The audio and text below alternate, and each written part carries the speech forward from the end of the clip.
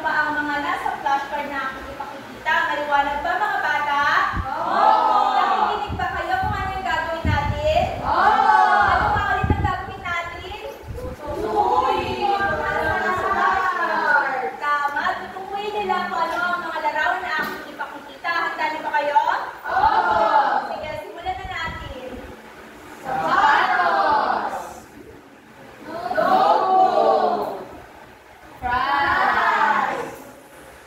Sabon. Jeep. Okay, magaling. Nakulaan niyo lahat ng ating larawan na pinakita. Base sa mga larawan na aking pinakita, pamilyar ba kayo sa mga ito? Opo. Nakakita na ba kayo nito or gumagamit ba kayo ng mga ito? Opo. Ano ang napansin niyo sa mga larawan na ito, Archie?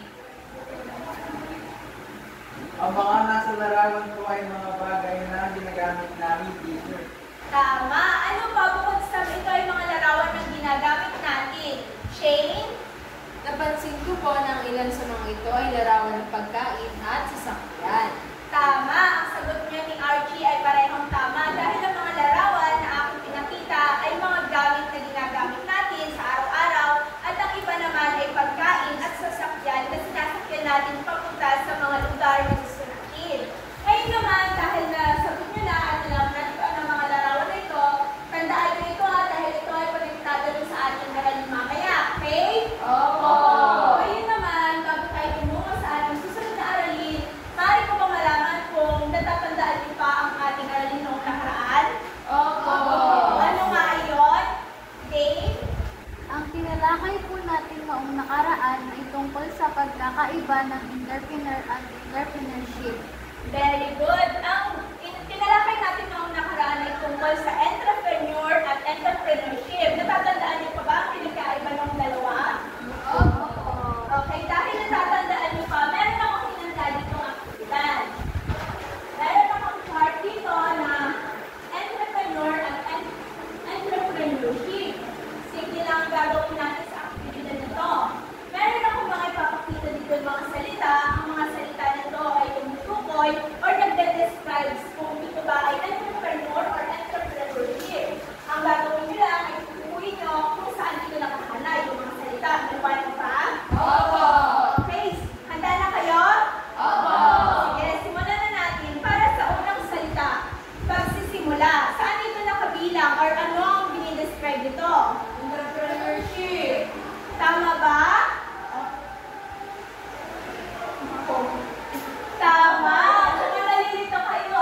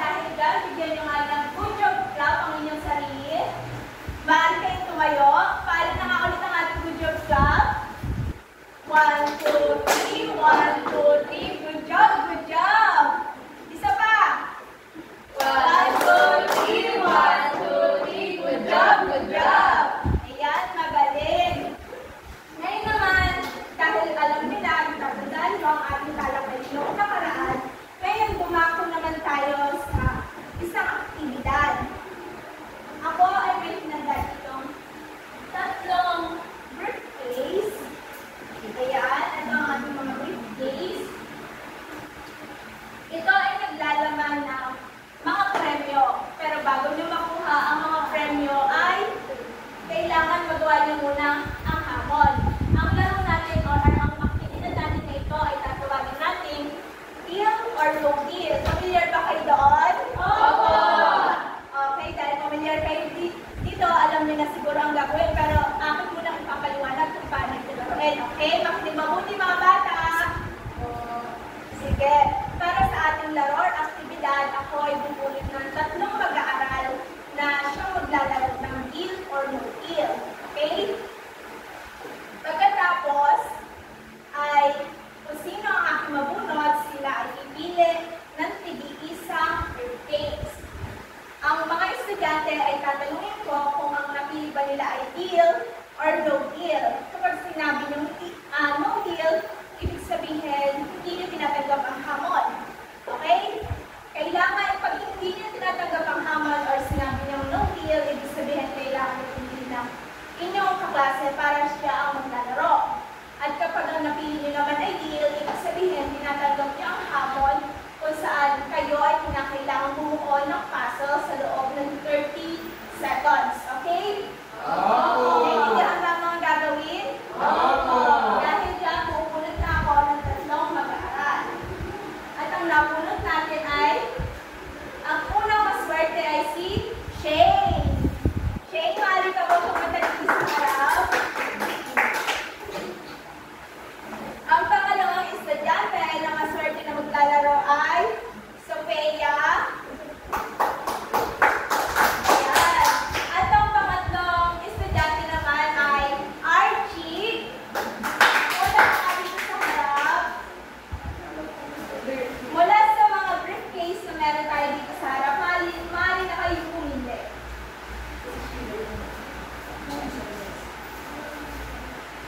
Okay, unahin natin kay Archie. Archie, ano ang pipiliin mo? Deal or no deal? Deal. Ibig sabihin, tinatanggap mo ang laro. Dito ka sa harap, Archie. Okay, pumila kayo ng maayos. Sophia.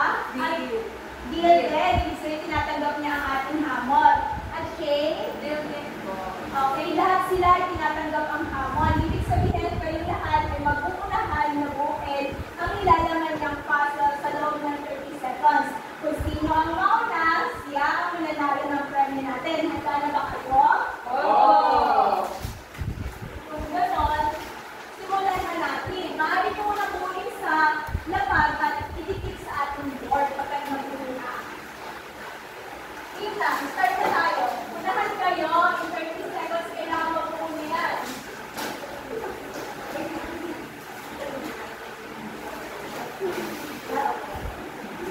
Pagkatapos nila, hindi nyo dito, narito ang ating mga tape.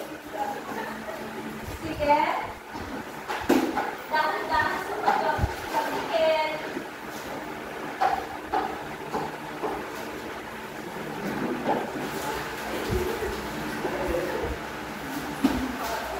Okay, nauna si Sophia.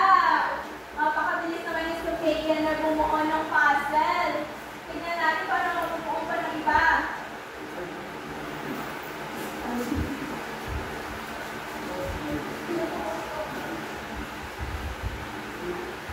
Okay, natutunan nilang lahat. Maaari na kayo mga magsiupo. Maraming salamat sa inyong partisipasyon. Ngayon nila pupunan nila ang mga puzzle. Maaari ba natin isa-isahin kung ano ang mga ito? Mga bata? Barbershop. Sari-sari store.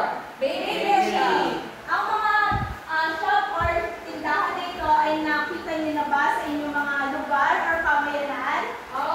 Sino na dito nakapunta or nakabili sa sari-sari store? Si Sheila. Ano ang iyong madalas pinipili or ano ang iyong ginagawa sa isang sari-sari store?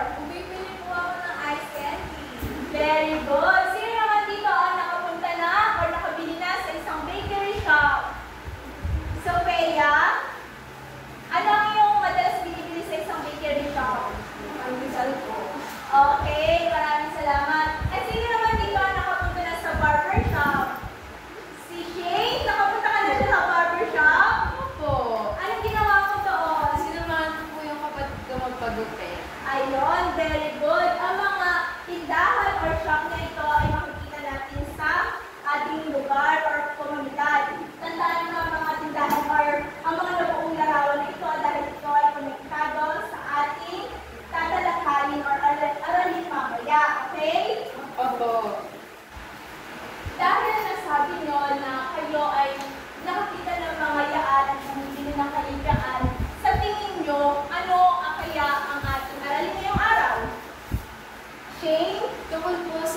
negosyo, ma?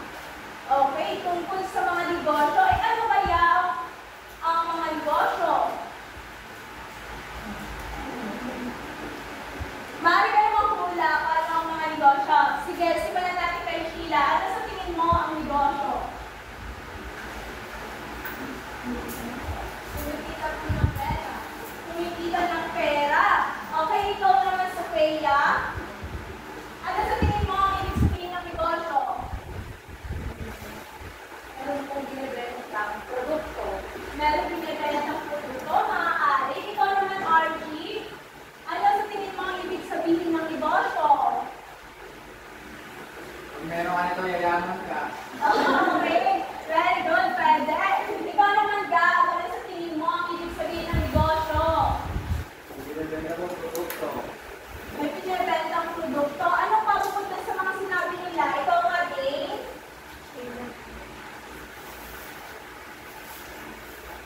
Dane? Okay, wala na si Dane na idea. Ngayong araw ay ating tatalakayin ang mga uri ng negosyo. Kagaya ng tanong ko kanina sa inyo, pinadefine ko or pinasagot ko kayo kung ano ba ang pagkakaintindi niyo sa negosyo. At ang sinabi ninyo ay ito ay pagbibenta ng mga produkto or ito ay paraan ng pagkita. Tingnan natin kung tama ba ang inyong mga sagot. Maaari bang pakibasa kung ano ang definition or kahulugan ng ating ng negosyo? Pakibasa na lahat. Ito ay isang gawain o aktibidad na ginagawa ng isang grupo ng mga tao para makamita ng pera. Tama ba ang ating mga sagot kanina? Opo. Tama, magaling. Dahil ang isang negosyo ay isang gawain or aktibidad na ginagawa ng isang tao or mga grupo ng tao para tayo ay kumita ng pera pambili ng ating mga pangangailangan. Pero sa tingin nyo, ano kaya ang mga uri ng negosyo? May idea ba kayo? Hula lang. Sofia, sari-sari store po. Okay, sari-sari store. Isang uri nga naman siya ng negosyo. Ano pa bukod doon? Gab? Supermarket po. Supermarket. Okay, mga uri din siya ng negosyo. Ano pa bukod doon? Ay, Edith? Ma'am, pagtitinda po ng mga gulay bukas. Okay, very good. Ano pa? Any idea? Shane? Ito po ay tumutukoy sa pagtatrabaho po para po kumita. Very good. Lahat ng sagot nyo ay maaaring mga uri ng negosyo. Kaya ngayong araw, yan ang tatalakay natin, ang dalawang uri ng negosyo. Ano kaya iyon? Alam niyo ba? Hindi po.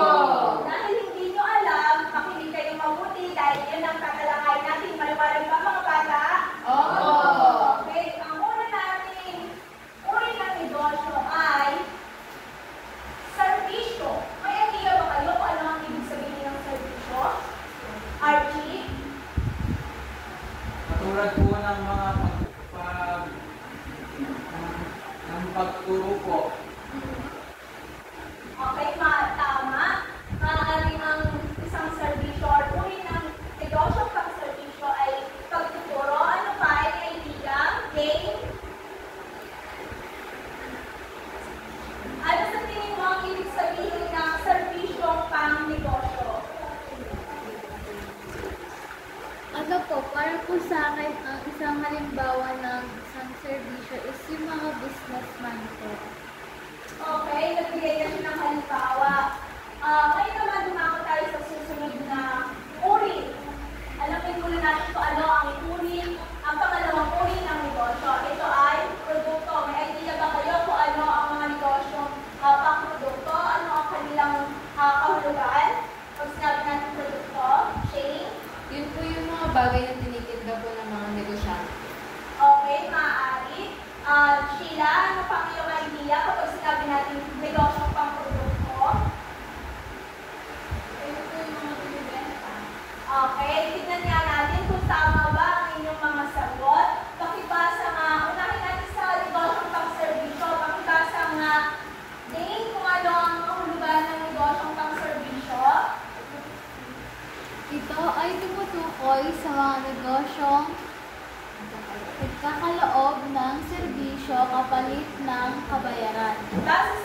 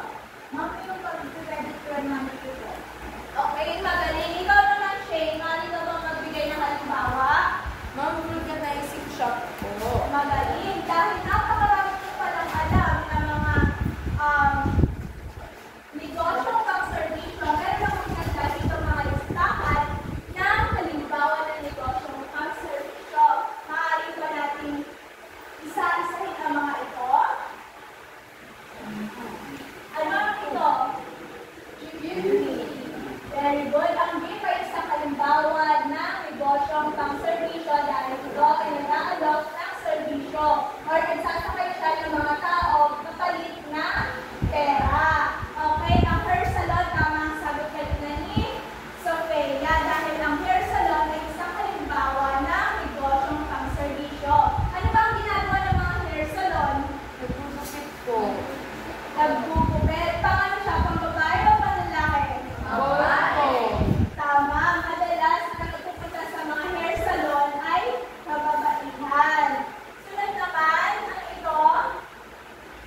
Laundry shop. Laundry. Laundry shop. Anong ginagawa sa laundry shop? Nagpapalaba. Sino dito yung nagpapalaundry shop? Nagpapalaba. Taas nga ang kamay, mga bata. Okay, nandito si Zerlina, si Dane, tsaka si Nagab at Archie. Magaling para sa ating susunod na halimbawa. Ito, pasensya na baligtad. Ito ay dental clinic. Ito yung mga kadalasan nakikita natin na maliliit na ospital sa ating bayan. Okay? Sila ay nagkakaloob din ng serbisyo, kapalit ng kabayaran, kagaya ng mga doktor, nurse, ayan, yung mga halimbawa ng ating negosyong serbisyo. Sunod naman ay, ano ito? School bus. Nakasakay na ba kayo dito, mga bata? Okay, dahil wala naman ang school bus dito sa school natin. Pero sa ibang school, meron silang school bus. Ito ang ginagawa nilang service ng mga estudyante para pumasok at umuwi. Pero sa atin, ito ang madalas ang ginagamit. Ano ito, mga bata? Bicycle. Nakasakay na kayo dito? Magaling. Ano ang service yung binibigay nila? Nagati. Naghahatid ng mga pasahero kapalit ng kabayaran. At sa ating susunod na halimbawa, pakiisa, ano ito?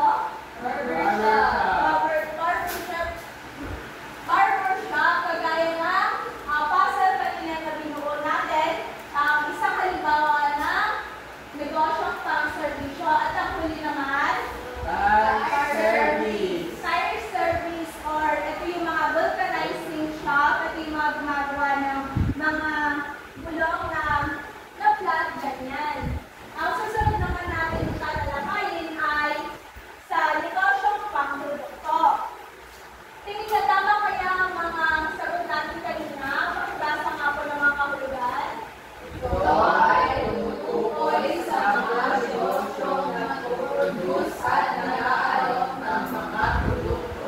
Sa palagay niyo, tama ba yung mga sinabi niyo kanina kahulugan ng produkto? Opo. Magaling, tama. Dahil ang mga negosyong pang-produkto, ito yung tumutukoy sa mga negosyong nag-aalok or nag-produce ng mga produkto kapalit ng pera or kabayaran, kapalit ng produktong binibigay nila. Maaari ba kayo magbigay ng halimbawa nito? Chain, fast food, maaari. Sheila, maaari ka po magbigay? Gulay po. Kulay? Sige, tignan natin mamaya kung tama. Sofia? Gas station po. Gas station? Gab? Ano ulit? Prutas? Okay, tignan nga natin mamaya kung tama. Ikaw naman, Archie? Sari-sari store po. Sari-sari store? Edith?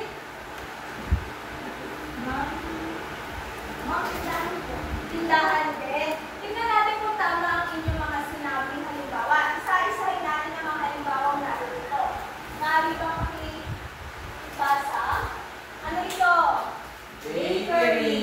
Bakery. Anong mga produkto matatagpuan natin sa isang bakery? Tinapay. Sino dito pumupunta sa bakery? Ayan, lahat kayo maganda, magalingan. Sunod naman natin ay ang Gas station. Gas station, tama si Sofia kanina. Ang gas station ay isang halimbawa ng negosyo pang-produkto dahil ito ay nag-aalok ng mga gasolina para sa ating mga sasakyan. Sunod naman na halimbawa, sabi nga, Sari-sari store. tama rin si Archie kanina. Ang sari-sari store ay isang halimbawa ng negosyong pang-produkto. Ang sari-sari store ay nakita rin natin kanina mula sa puzzle na binuo ng inyong mga kaklase. shopping mall. Tama, ang shopping mall. Ito yung mga kadalasang pinupuntahan niya. Nakapunta na ba kayo sa shopping mall? Okay, magaling na yung mga pinipili niya sa isang shopping mall. Ano ito? Damit. Okay, magagaling. Tama. Ngayon naman, takot tayo sa susunod. Nakitaas nga. Bookstore. Ano ang mga produkto na mabibili natin sa isang bookstore? Libro. Tama, book. Kasi isa to, bookstore. Okay. Sunod naman is supermarket. Supermarket or mga palengke. Ano ang mga produkto matatagpuan natin sa isang supermarket? Gulay at prutas. Tama yung sagot nyo kanina, pero ito ay specific na bilang produkto at hindi na ito isang uri ng negosyong pang-produkto. Maliwanag ba? Okay, maliwanag. Sunod naman, ano ito mga bata? Pharmacy. Pharmacy or mga butika na ating binibilan. Ano ang mga binibilan natin sa isang pharmacy or butika? Gamot. Kagaya ng anong gamot? Jessie! Alam, dahil pala natin dapat bilhin sa isang butika. Magaling nga mga bata. Alam niyo yung mga produkto, iba't ibang produkto na nabibili natin sa butika. Ano ang ating huling halimbawa? Ano ito mga bata? Fishball. Ayan, yung mga fishball stall or ito yung mga vendor na makikita natin sa gilid-gilid, binibilan natin ng iba't ibang street food, ay isang halimbawa rin yan ng negosyong pang-produkto. Maliwanag ba mga bata? Naunawaan ba ang ating talakayin ngayong araw? Alam na ba ang pinagkaiba ng serbisyo at negosyong pang-produkto? Dahil dyan, may mga tanong ako sa inyo. Okay lang ba yun? Okay. Dahil alam niyo na kung ano ang negosyo at ano ang pinagkaiba ng negosyo pang-serbisyo at negosyo pang-produkto, ngayon naman alamin natin kung ano ba ang epekto nito or ano ang kahalagahan nito sa isang pamilya or sa ating komunidad. Shane, maaari ka ba sumagot? Ano ang tingin mo? Ano ulit yung tanong? Ano kaya ang epekto or kahalagahan ng mga negosyong ating nabanggit kanina sa isang pamilya or komunidad? Ito po yung mas nagpapadali po sa buhay ng mga tao po sa isang community kasi po hindi na po nila kailangan pumunta sa mga bayan para bumili ng mga produkto po. Magaling. Ikaw naman, Archie, ano kaya sa tingin mo ang kahalagahan ng negosyo sa mga pamilya at komunidad? Nakakatulong po ito dahil hindi tayo bumibili ng ating mga kailangan tulad ng pagkain. Magaling. Ikaw naman, Sofia, ano ang iyong ideas ng kahalagahan ng mga negosyo? Nakakatulong po ito dahil nagbibigay po ang mga ito ng hanap buhay sa mga tao. Magaling. Lagi niyang tatandaan na ang negosyo, magpa-servisyo man yan or produkto ay mahalaga sa ating pamilya dahil ito ay nagbibigay or dito tayo nakakabili ng mga pangangailangan natin sa araw-araw at maaaring ang mga negosyo nila ito ay nakakapagbigay tulong sa pagkakaroon ng hanap buhay sa ating mga pamilya. Naliwanag ba mga bata? Marami ba kayo natutunan? Dahil dyan, meron akong pinanda isang aktibidad. Ito ay tatawagin natin tic-tac-toe. Alam niyo ba ang laro na ito? Hindi niyo alam. Kung gano'n ay papaliwanag ko muna kung anong gagawin ito. Sa larong tic-tac-toe ay pinakailangan natin hukiin ang inyong klase sa dalawang grupo. Ito ang group 1 at ito ang group 2. Ang bawat grupo ay pipili ng isang side kung ito ba ay simbolo ng T or simbolo ng S. Maliwanag ba? Ano ulit ang simbolo ng itong pipilian? Okay, very good. At sa bawat grupo ay magkakaroon ng tig-isang representative kada round. At sa kada round na yon, na kailangan nyo mamili dito mula sa ating mga kulay ng tig-isa rin. At sa mga kulay nito ay may nakatagong katanungan.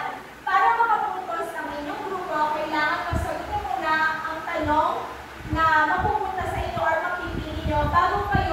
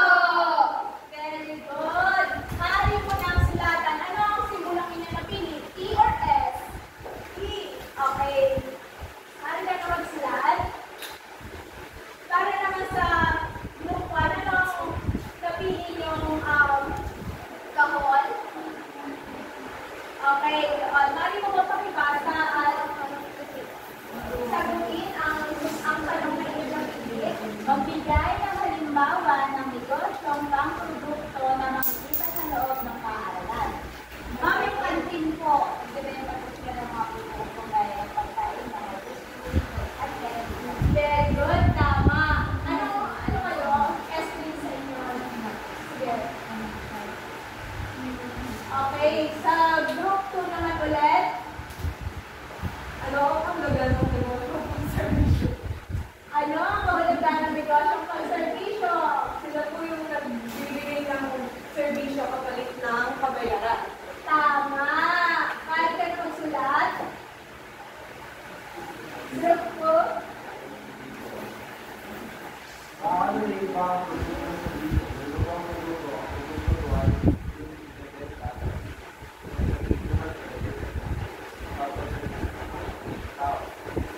Very good. Tama mo yung sagot. Maanin mo ng lagyan ng sulat.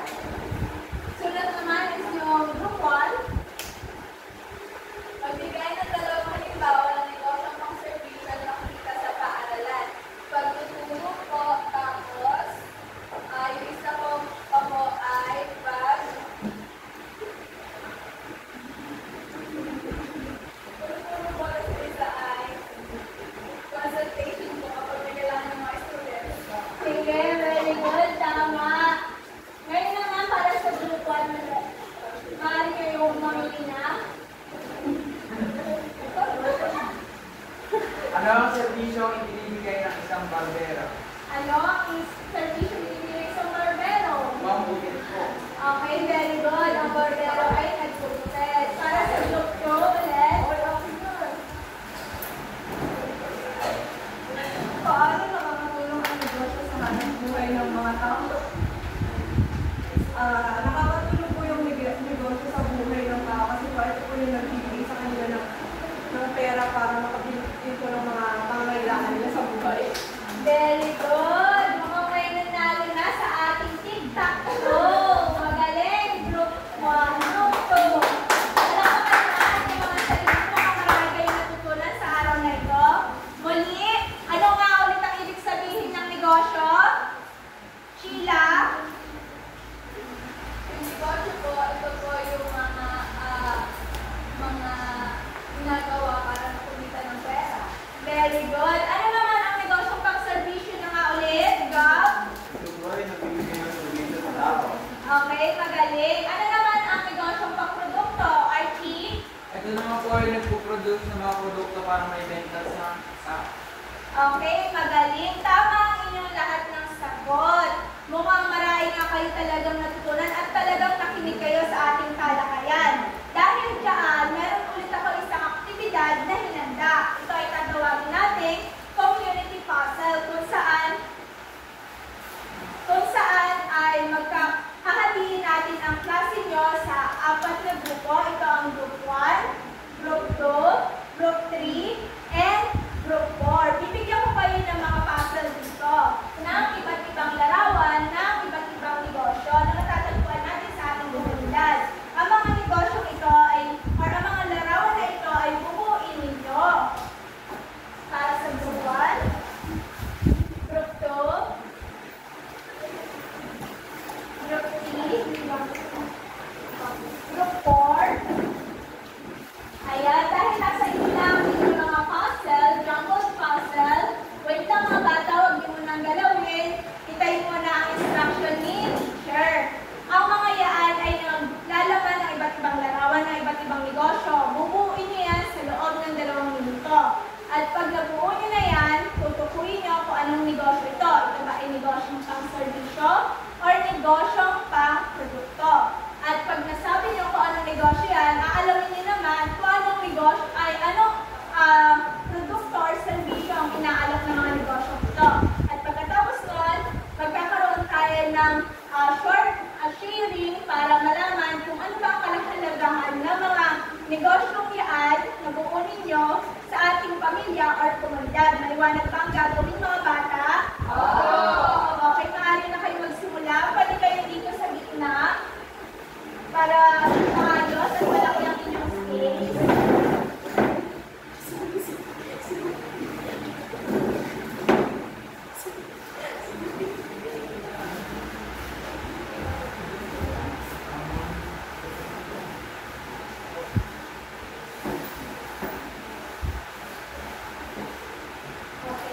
Yung group 1 ay wala pang gano'ng nabubuo.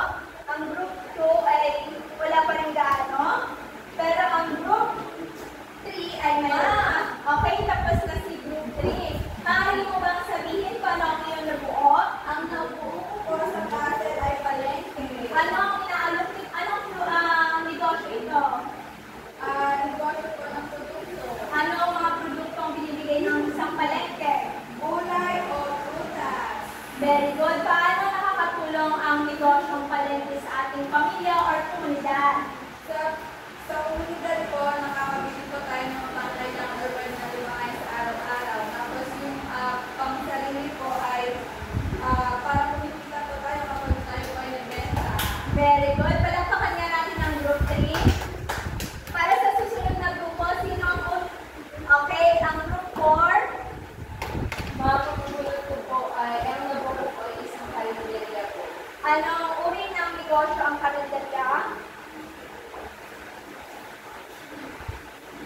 negosyong pang-serbisyo po.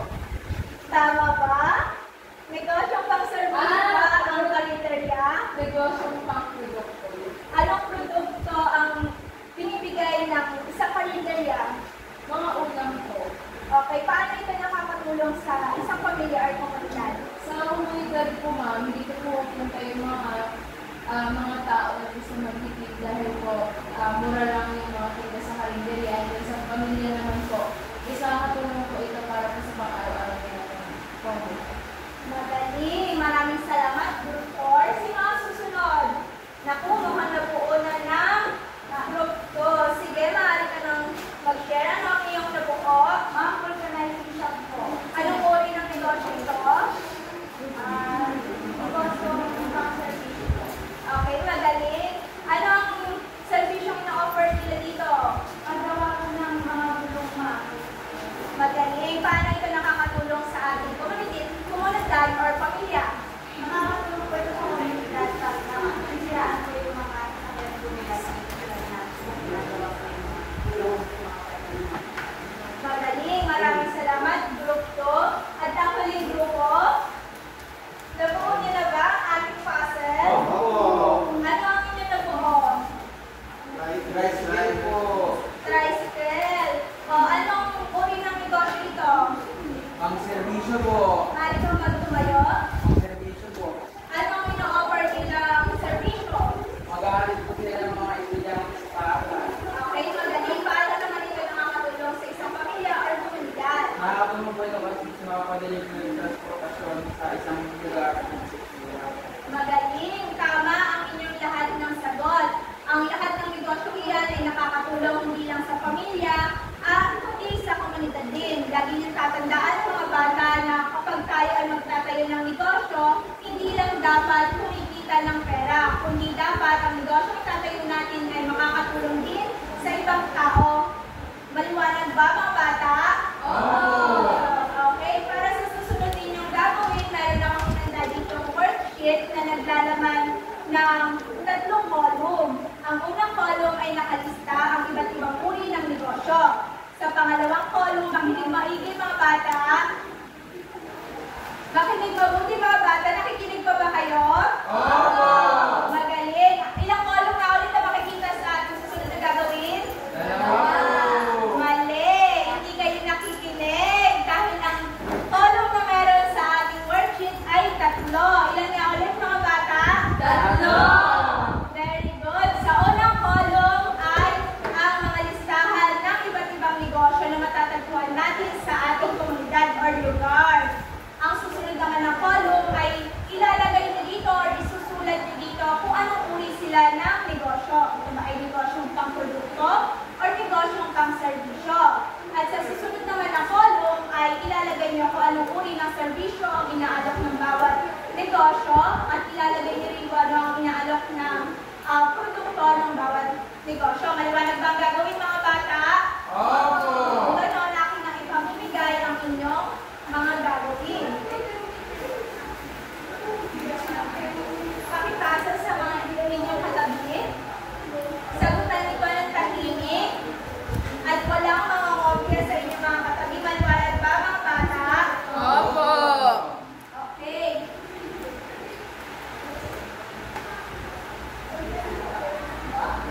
Tapos na ba mga bata? Opo! Magaling. Nasagutan ba ng lahat? Opo! Magaling. Maaari nyo na ipasa ang inyong mga papel at bukas ay ating ito i-check.